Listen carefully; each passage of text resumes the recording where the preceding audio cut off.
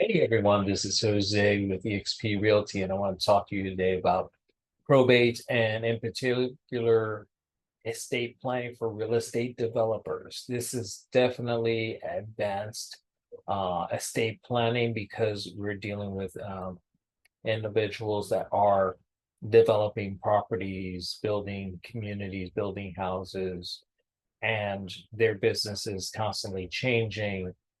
So any estate planning has to be flexible enough to move with the business because obviously we never know when we're going to pass away.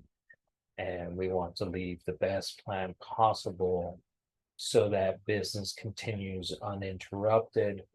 And if there is a sale of the business, envision that it can happen in the smoothest way possible. I'm not going to get too much into the details of this because this is really under the realm of legal and tax professionals.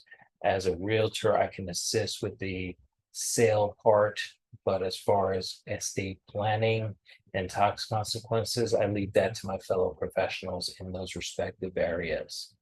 If you need to connect with those professionals, give me a call. You can get my number by scanning the QR code.